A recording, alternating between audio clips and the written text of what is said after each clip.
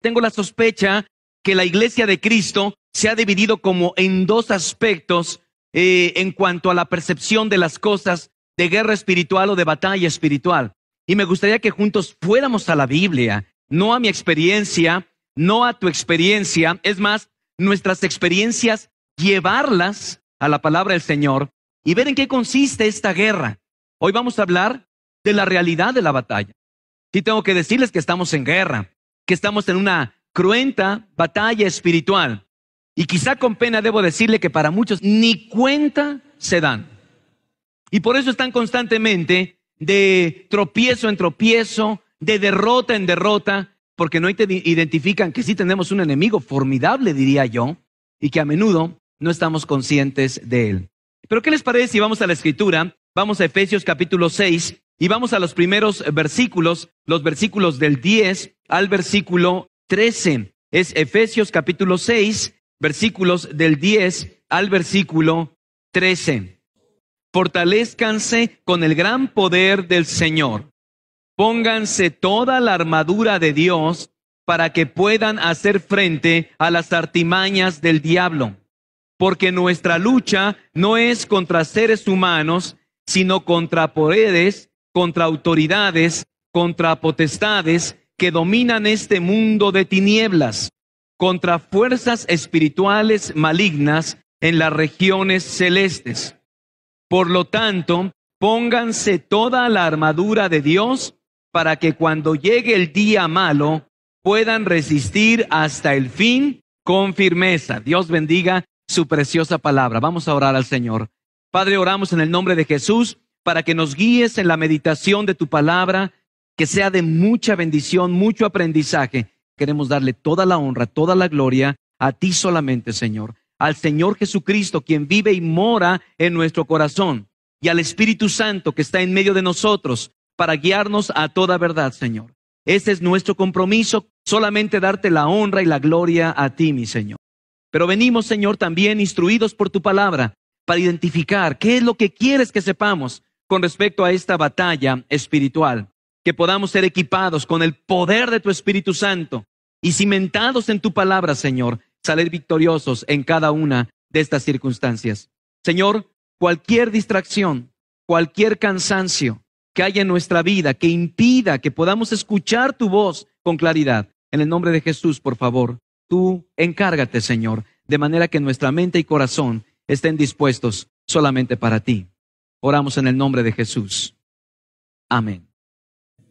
C.S. Lewis hizo, entre otras cosas, las Crónicas de Narnia, un personaje realmente algunos piensan que era muy cristiano, otros dicen que no tanto, pero él dijo algo que en realidad para mí me llamó la atención y quisiera que ustedes lo vieran conmigo.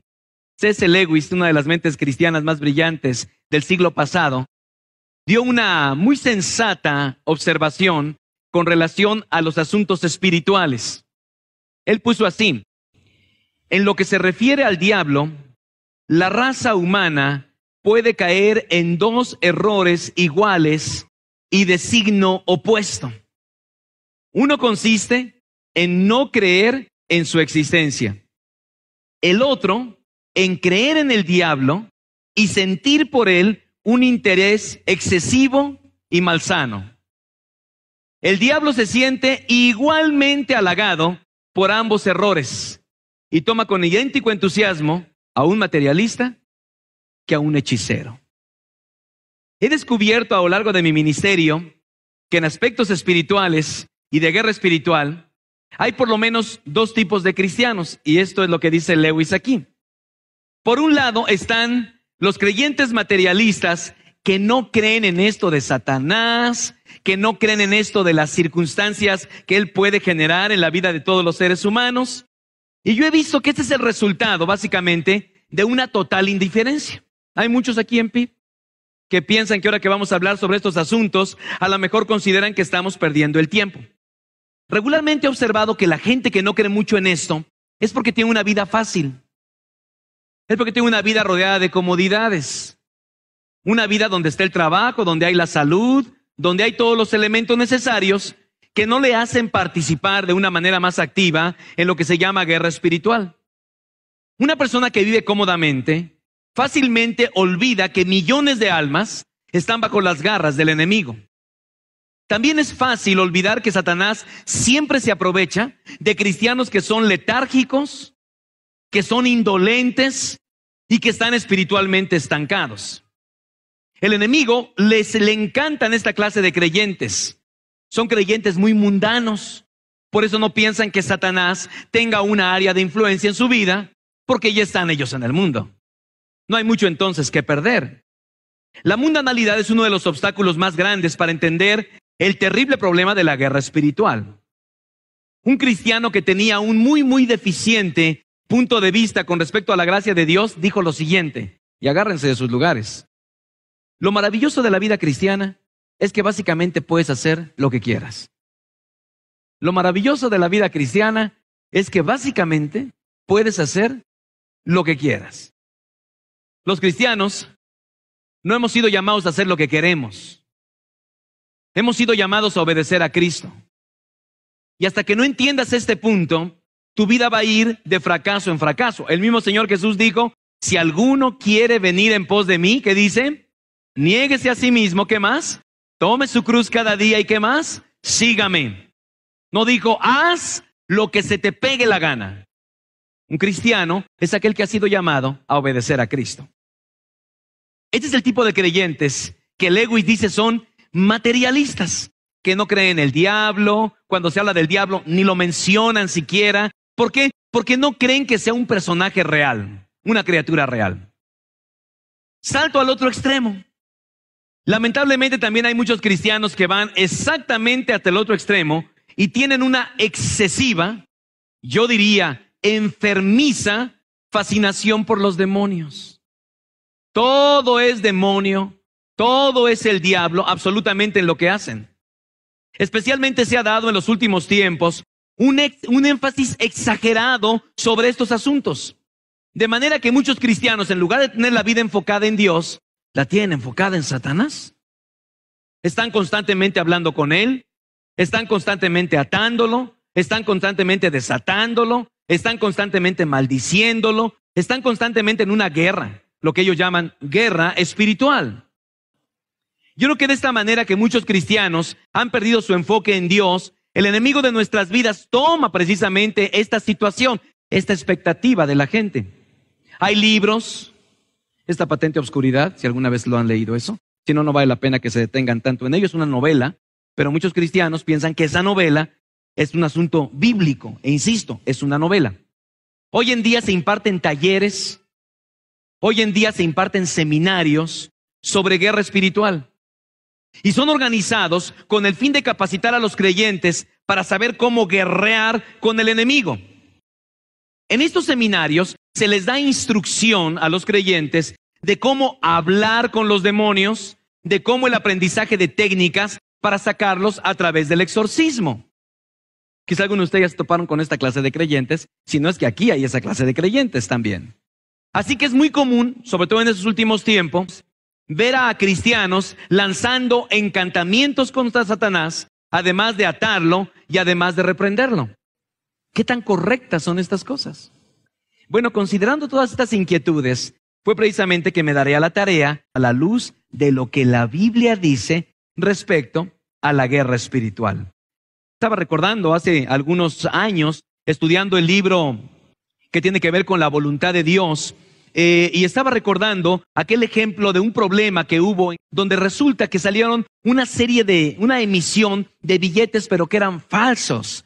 Obviamente la gente perversa había hecho billetes casi idénticos al billete original. Cuando la policía se dio cuenta que había habido una emisión de billetes falsos, lo que hizo la policía fue darse a la tarea de capacitar a todos sus agentes, escuchen bien, con seminarios, con talleres, con instrucciones acerca del billete original. Entonces resulta que agarraron el billete original y estudiaron todos los detalles del billete. Textura, firmas, imágenes, recuadros, pruebas de agua. Todos los policías se convirtieron en expertos en el billete original. Lo decidieron así en lugar de estar estudiando el billete falso. Porque cuando ellos tenían un billete falso en las manos, con el puro toque sabían que era un billete falso. Bueno, yo quiero que hagamos lo mismo. Hemos llevado 21 años por lo menos de pastor en esta iglesia, más de 35 años que hemos estado estudiando el billete original. No me quiero meter a estudiar las sectas y a estudiar los grupos antagónicos y un montón de mensajes con respecto a Satanás, porque la gente va a saber más de él que del Señor. Y en realidad es la verdad de Dios la que nos va a hacer libres. Así que vamos a caminar sobre ello con la ayuda y la dirección de Dios. 4 realidades y entremos a la primera de ellas. La primera realidad, amados hermanos, es que tú y yo tenemos un enemigo común. Tú y yo tenemos un enemigo común. Vayan a la Escritura y vamos a ver lo que dice la Escritura. Dice, pónganse toda la armadura de Dios para que ¿qué? Muy bien, aquí el apóstol Pablo está dando por sentado que hay un enemigo y que está listo para atacarnos y que nosotros tenemos que fortalecernos. Vamos a la Biblia. El diablo no es un invento mío, el diablo no es un invento de la cultura, el diablo es una criatura bíblica de la cual tenemos que saber.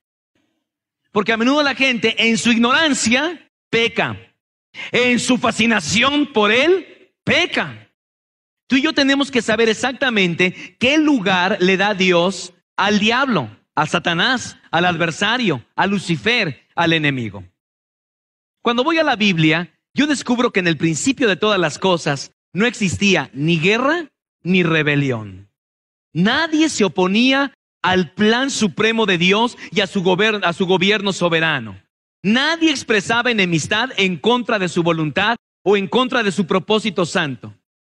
Pero la Biblia nos dice que hubo un evento cósmico que en realidad no solamente fue cósmico, sino desastroso, que marcó el inicio de la guerra espiritual. Y quizá algunos digan, ¿dónde nació todo esto?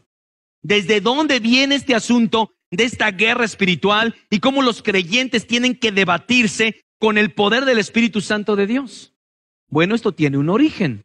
Anoten por favor Ezequiel capítulo 28, los versículos 12 al 18. Vamos a ver ¿dónde se habla del origen de Satanás? Si alguien dice, ¿dónde nació esto? Bueno, déjenme ir a la Escritura y descubrir, quizás sorpresivamente para muchos de ustedes, lo que tradicionalmente los teólogos han entendido como el nacimiento de Satanás. Ezequiel 28, 12 al 18. Dice la palabra del Señor así. Voy a leer solamente los versículos 12 al 14.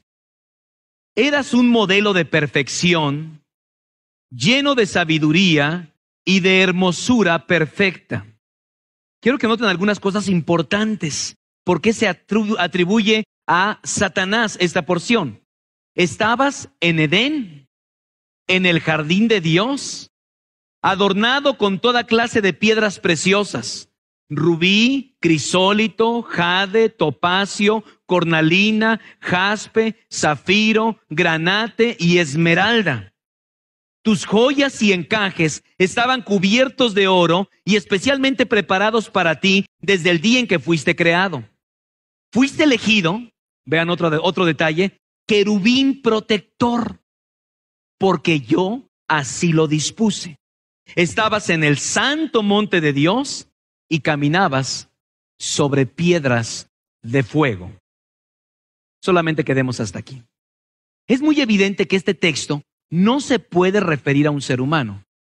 No hay evidencias de que sea un ser humano. Una persona con esa perfección, porque esto es perfecto. Es un ser perfecto. Porque alguien dice, ay, ¿cómo fue que Dios creó a Satanás? Nada más lo que ha hecho es fastidiarnos la existencia. Discúlpame, querido. Dios no creó a Satanás en el sentido como lo conocemos hoy. Él creó un ser perfecto. Aquí vemos una descripción de la perfección. Hay varias cosas importantes. Dice que él estuvo en el Edén. Obviamente no era el rey de Tiro, ni ninguno de los que aparecen ahí. También dice que era un querubín de Dios. Y ustedes saben que el Señor tiene una estructura, ya lo vamos a ver, una estructura angelical que Él creó, seres espirituales, para cumplir con los propósitos eternos de su voluntad. Era un querubín. Estaba en el monte santo de Dios y caminaba sobre piedras de fuego. Entonces, los teólogos del Nuevo y Antiguo Testamento han llegado a la conclusión que esta es una descripción de cómo fue creado Satanás. Las Escrituras hablan de ángeles y arcángeles, querubines, serafines, gobernadores, principales y potestades. Dios diseñó una red angelical para llevar a cabo sus propósitos. Sigan leyendo el texto bíblico. Y esto me lleva al segundo punto. Su caída. Mismo texto bíblico. Su caída. Versículo 15. Desde el día en que fuiste creado, tu conducta fue ¿qué? Irreprochable, hasta que la maldad halló cabida en ti. Eso vale la pena subrayarlo. Hasta que la maldad halló cabida en ti. Por la abundancia de tu comercio, te llenaste de violencia y pecaste. Por eso te expulsé del monte de Dios como a un objeto profano. A ti, escuchen otra vez, querubín protector, te borré de entre las piedras de fuego. Además, dice ahí, a causa de tu hermosura, te llenaste de orgullo. A causa de tu esplendor, corrompiste tu sabiduría. Por eso te arrojé por tierra y delante de los reyes te expuse al ridículo. Has profanado tus santuarios por la gran cantidad de tus pecados, por tu comercio corrupto. Por eso hice salir de ti un fuego que te devorará. A la vista de todos los que te admiran, te eché por tierra y te reduje a cenizas. Quiero que observemos. Satanás fue hecho como un ser de luz. De hecho, la palabra Lucifer habla de un ser de luz. Eso fue lo que hizo Dios. Un ser lleno de perfección, un ser lleno de hermosura, un ser lleno de autoridad, pero un ser con libertad en toma de decisiones. Esto es importante que entendamos. Así fue creado. Este fue el comienzo. Y su caída fue estrepitosa en realidad. Dice la Escritura que el ángel de más alta posición fue creado santo y perfecto en el día en que Dios dispuso que así fuera creado. Sin embargo, llegó el día en que en él fue hallada maldad. Es lo que dice el versículo 15. Y en él, en el versículo 17, dice la razón. ¿Cuál fue la razón? Se llenó de orgullo. Quiero que entendamos bien esto, porque una de las cosas que hacen o que identifican a Satanás es su orgullo. Y si ustedes observan, el problema del hombre es exactamente el mismo. En el fondo del corazón, muchos de los terribles pecados que tú y yo cometemos, en el fondo son problemas de orgullo.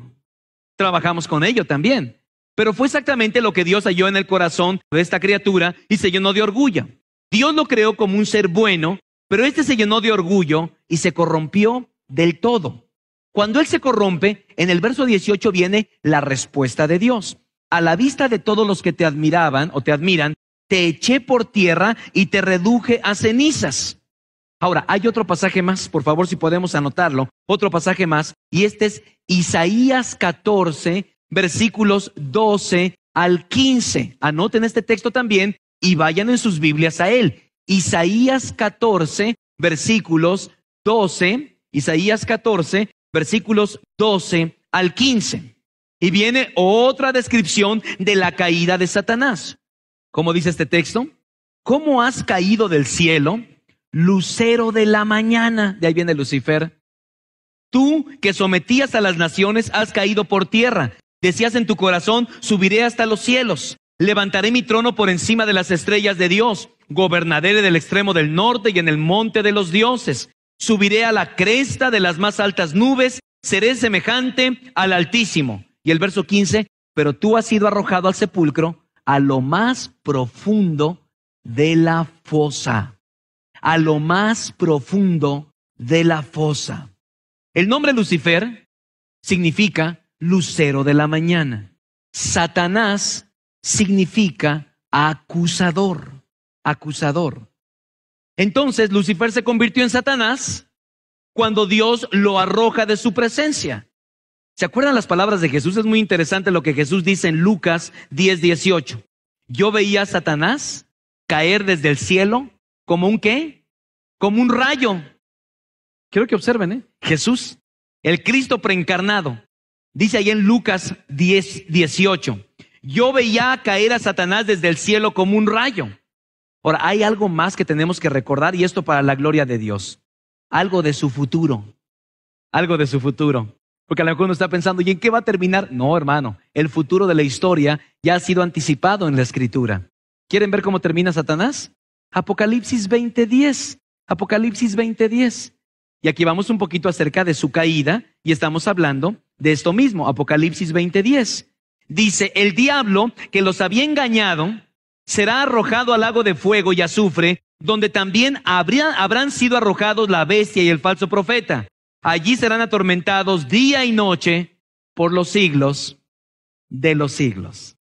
Quiero que observen cómo nace Satanás, cómo es una criatura maravillosa, perfecta, llena de hermosura. Por eso algunos cristianos piensan, ay, Satanás es horrible. ¿Cómo es horrible? Ya vieron una descripción. La manera como se presenta Satanás hoy en día no es de una manera horrible. Él va a buscar la manera que sea fascinante. Digo, Satanás se aparece en la forma de un monstruo, pues cualquiera va a decir, no, yo no le quiero entrar con este. Pero no entra así. Entra en una relación sexual fuera de matrimonio que parece apetitosa. O entra a través de maravillosas botellas de alcohol o de vino que parece que no tiene ningún problema. O una experiencia de un levantamiento a través de un toque de marihuana o de cualquier tipo de droga, donde la gente se siente que es ella misma. Así es. Siempre será así. Fue creado en hermosura, cayó de la presencia de Dios por orgullo, y también dice la Biblia que será arrojado al lago del infierno, al lago de fuego, y allí estará por los siglos de los siglos. Quiero que entendamos esto. En tercer lugar, vamos a hablar un poquito de que Satanás no está solo. Vamos a hablar un poquito de su ejército. Su ejército. Es otra de las cosas que tenemos que entender con relación a Satanás. La Biblia nos enseña que cuando cayó Satanás, no cayó solo. Un texto más. Apocalipsis 12, versículo 4. Apocalipsis 12, versículo 4. Dice la Escritura, con la cola arrastró la tercera parte de las estrellas del cielo y la arrojó sobre la tierra. Déjame decirte algo muy interesante. Las estrellas acá, y el mismo Juan lo explica más adelante, en el versículo 9, hablando de ángeles caídos. Dice que la tercera parte de los ángeles fue arrastrado. Ahora, es muy interesante lo siguiente. No se habla en la Biblia de que los ángeles se reproduzcan. ¿Sabían ustedes eso? Dice, serán como los ángeles que no se casarán ni se darán en casamiento. Esto me enseña que el número de ángeles que existe hoy en día es el mismo que en el principio de los tiempos hasta el día de hoy.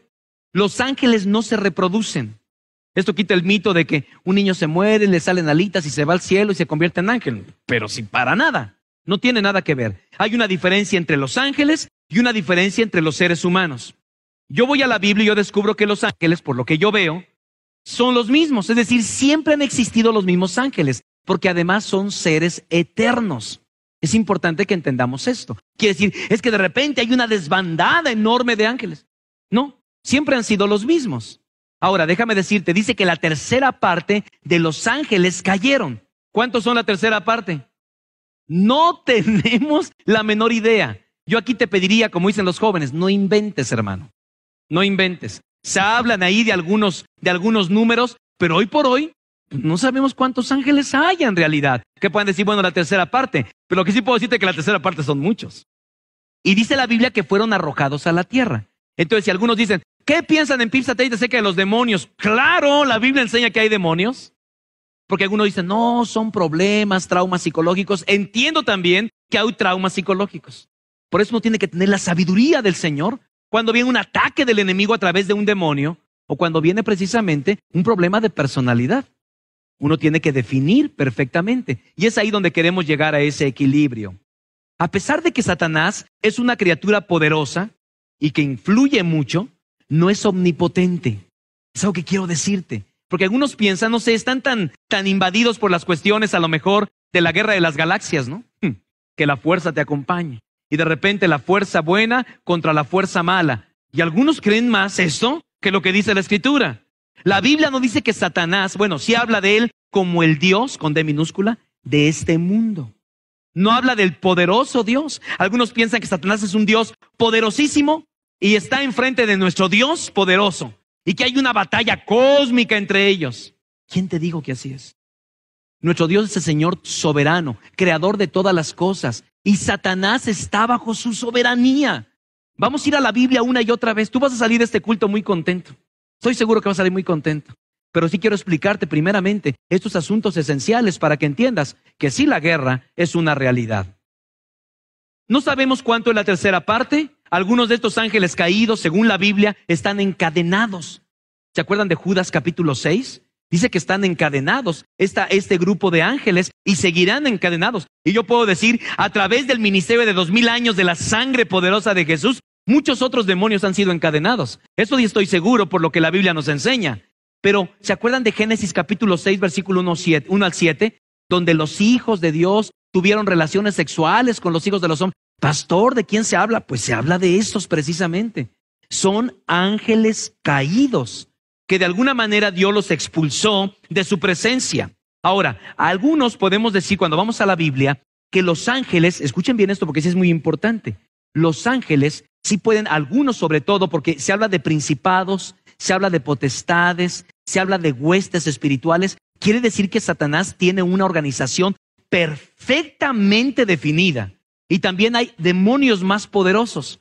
Según yo voy a la Escritura y por ejemplo veo en el libro de Daniel y descubro hay una lucha espiritual, ya lo vamos a ver un poquito más adelante, donde un demonio estaba influenciando poderosamente la vida del rey en tiempos de Daniel.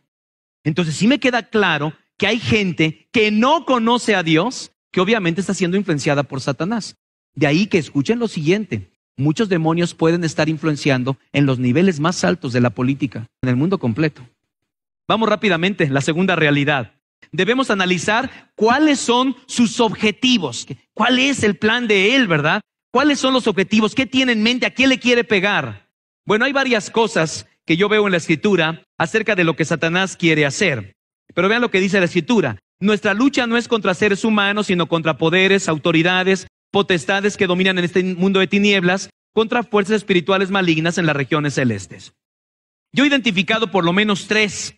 Voy a darles 4 para que pongan ustedes allá abajo un cuarto, pero ahorita por lo menos 3. Número 1.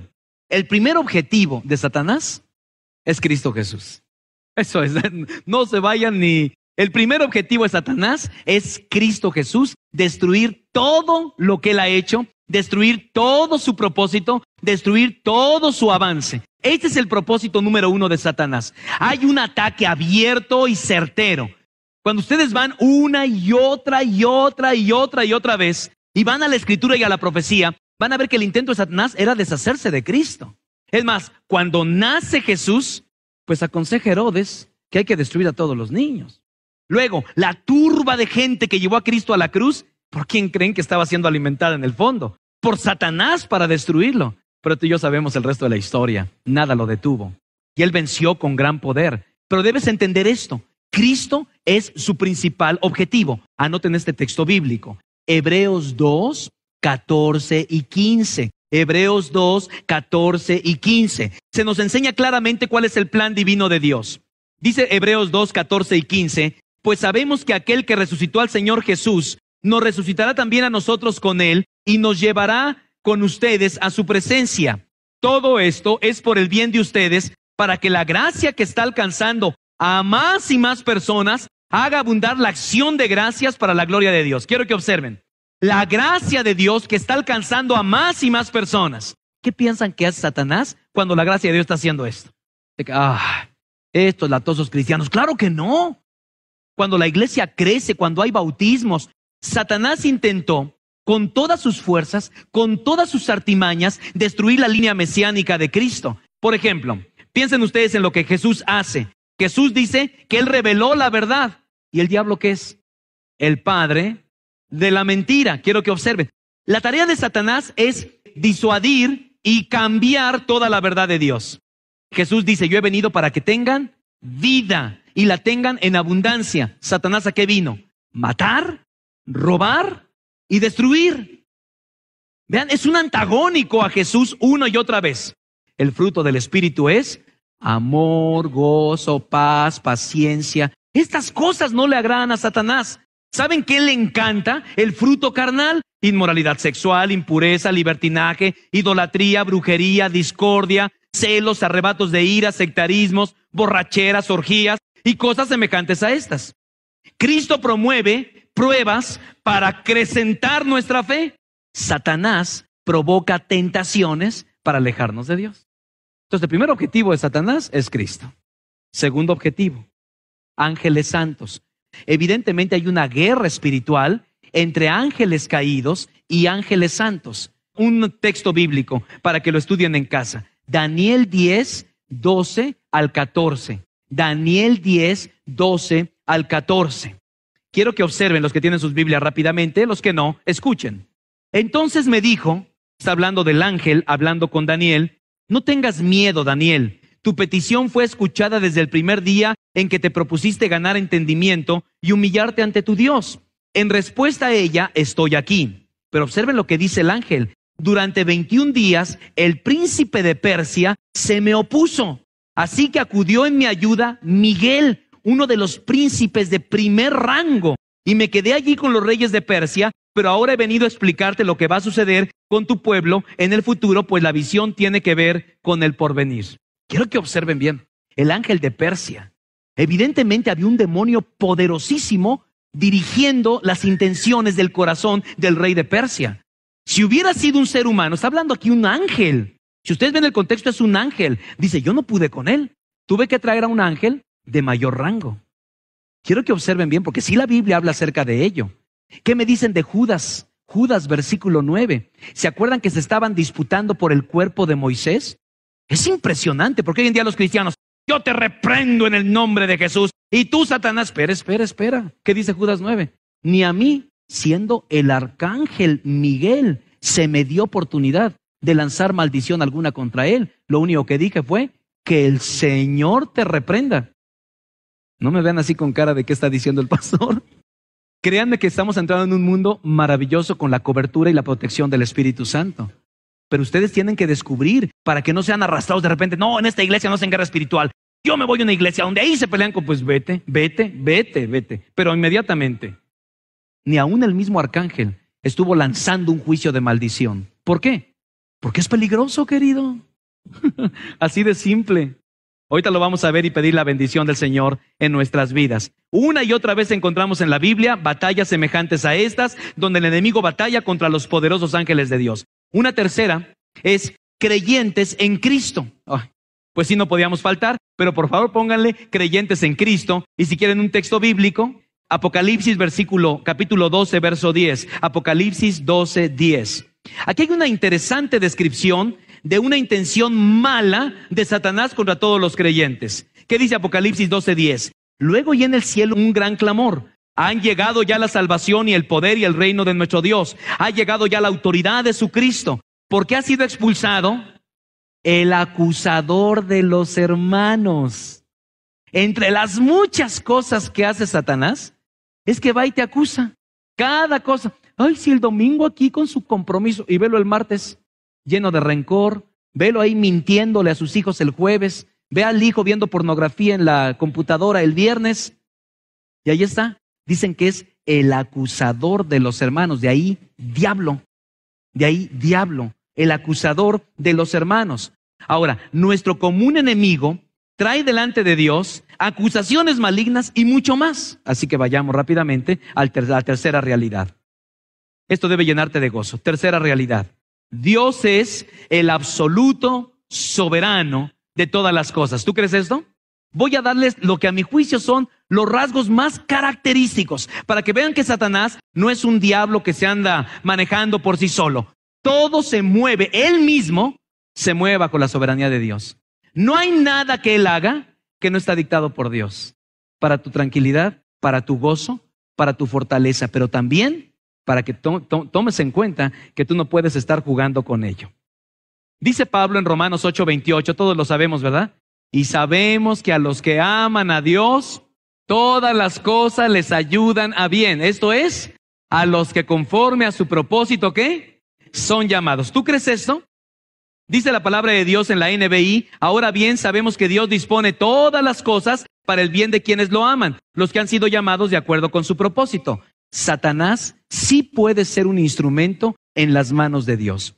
Lo que sí me queda muy claro, Dios permite que Satanás nos aflija con diversas cosas, con diversas situaciones. Eso sí es permitido. Y vamos a la Biblia y vamos a ver algunos ejemplos. Primer ejemplo, la perseverancia de Job. Bueno, aquí podemos pasar, no un sermón, podemos pasar toda una serie de sermones hablando de la perseverancia de Job. Lo que quiero decirles es que esta es una ilustración clásica de cómo Dios usa al diablo para engrandecer nuestra dependencia de Dios. Dice la Biblia que Dios era un hombre, Job era un hombre, ¿cómo era? Justo, temeroso de Dios, ¿y qué más? Apartado del mal. Un cristiano, un hombre temeroso de Dios, un hombre justo, dice la Biblia que era Job.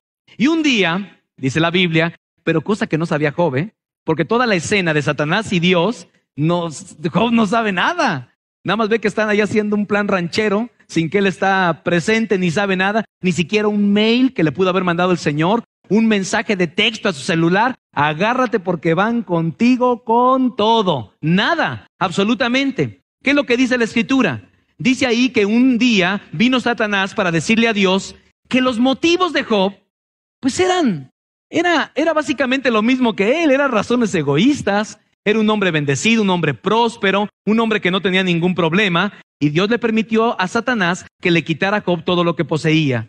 ¿Y qué fue lo que pasó? Él permaneció fiel. Fue calamidad tras calamidad. Pero el enemigo no había terminado. Una vez más se presenta Satanás delante de Dios y le dice, toca su salud, toca su cuerpo. ¿Y qué fue lo que le pasó a Job? Llagas sobre todo su cuerpo. Era una situación tan paupérrima, tan terrible la que estaba viviendo Job, que su esposa le dijo, maldice a Dios y muérete. Ayuda idónea, ¿verdad? En el caso de Job, ¿no? Pero bueno, ¿qué hizo Job? ¿Quién me dijera dónde estaría Dios para exponerle mi causa? La grandeza de Job fue superada a través de las pruebas, y esto nos puede enseñar que Dios puede usar la aflicción que Satanás nos inflige para bendecirnos a nosotros grandemente. Cada vez que venga una aflicción, ahora te ato ¿por qué no ató ahí a Satanás? ¿Por qué no lo ató? Es simple. ¿Por qué no lo ató? ¿Por qué no lo desató? ¿Por qué no lo expulsó? Dios lo autorizó, querido. Esto es soberanía. Soberanía. Quiero que te quede muy claro. Vamos a otro texto. Lástima que vamos tan rápido. El aguijón de Pablo. ¿Se acuerdan del aguijón de Pablo? Esto está ahí en 2 Corintios 12:7. 2 Corintios 12:7. Bueno, en el libro de Job es todo el libro de Job. 2 Corintios 12:7 dice, para evitar que me volviera presumido por estas sublimes revelaciones, una espina me fue clavada en el cuerpo, es decir, un mensajero ¿de quién? De Satanás, para que, me abofetee.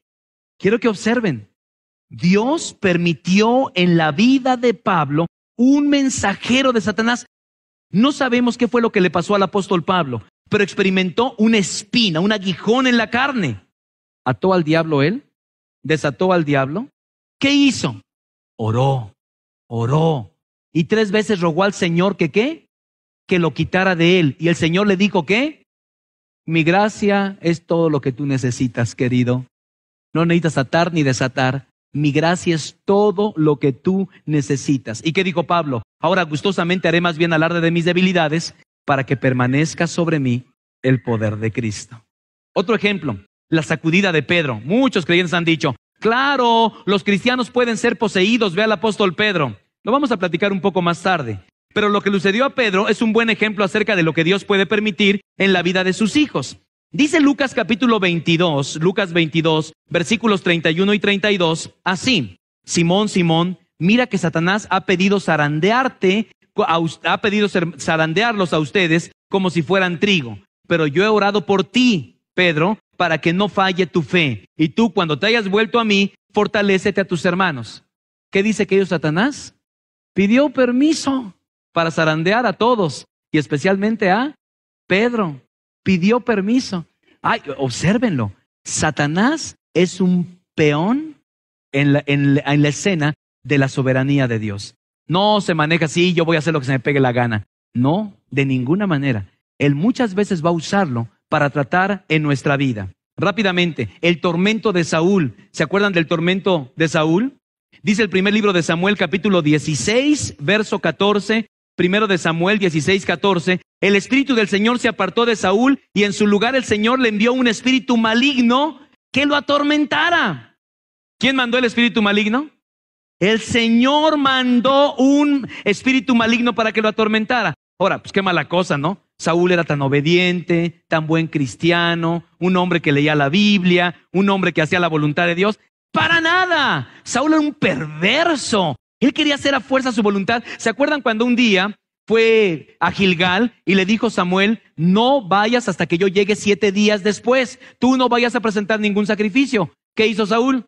No llega el profeta, se hace tarde, presenta sacrificio y todos felices. ¿Y qué le dijo Samuel a Saúl? Eres un necio, eres un testarudo. Dios ha quitado su gracia de ti y mandó un espíritu maligno. Quiero que observen, querido, porque a menudo Dios sigue haciendo eso en la vida de algunas personas. Ay, vamos a orar por él para que el enemigo se aleje. Dice Dios: yo lo puse en la vida de esa persona porque es muy arrogante. Quiero que observen, aquí estamos hablando de asuntos de soberanía de Dios, no lo que yo quiero. Si ustedes me preguntan qué yo quiero, pues que no existe el mal, ni que existe el diablo. Pero no estamos hablando de lo que yo creo o quiero. Estoy hablando de lo que dice la Biblia. Y aquí vemos el tormento de Saúl. Y Dios permitió. ¿Por qué? Porque él quería seguir su propio camino. Cuidado, hermano. Cuando Dios te está llamando, te está diciendo, arrepiéntete, y tú tomas tus propias decisiones. Tú no te comprometes con Dios. Observa lo que le pasó a Saúl. Nada más para que tomes y pongas a remojar tus propias barbas. Y uno más, la traición de Judas, la traición de Judas. Judas había estado con Jesús durante 3 años. Lo vio hablar, lo vio bendecir a otros, vio sus maravillosas enseñanzas. ¿Judas estaba consciente del poder de Cristo o no? O sea, como que cada vez que hacía Cristo algo maravilloso, ¿Judas no estaba? Claro que él estaba en todas las veces y ahí vio el poder de él. Sin embargo, nunca lo recibió como el Salvador. Nunca se arrepintió. Por lo tanto, dice la Biblia que Dios lo entregó a Satanás. Es Lucas 22, 26 y 27. Lucas 22, versos 26 y 27. Dice: aquel a quien yo le dé este pedazo de pan que voy a mojar en el plato, le contestó Jesús. Acto seguido, mojó el pedazo de pan y se lo dio a Judas Iscariote, hijo de Simón. Tan pronto como Judas tomó el pan, Satanás entró en él y Jesús le dijo: lo que vas a hacer, hazlo pronto. Son algunos de los ejemplos y vamos a estar tocando otros ejemplos a lo largo de nuestro estudio. Y esto me lleva a la cuarta y última cosa, que es la cuarta realidad. Debemos fortalecernos en el poder de Dios. Cuarta realidad, debemos fortalecernos en el poder de Dios. Por eso Pablo dice: fortalezcanse en el poder del Señor. Hay 2 cosas importantes. Contamos con el poder de Dios. No podremos darnos a la tarea de enfrentar la lucha solos. Hay muchos ejemplos de esto que hemos visto y otros más, de que en las fuerzas de cada uno es imposible hacerlo. El mismo Pedro lo aprendió, ¿se acuerdan? Por eso dijo: el que piensa estar firme, mire que no caiga. Porque él sabía que no, Señor, a la misma muerte iría contigo. ¿En las fuerzas de quién estaba confiando? En las suyas, querido. Y entonces Satanás llega, zarandea al apóstol Pablo y luego Pablo escribe: acércanse a Jesús, manténganse firmes, mantengan que el diablo anda como león rugiente buscando a quien devorar. Ahora, yo no sé si ustedes sepan, ¿ustedes han visto alguna vez a un león cazar? Ok.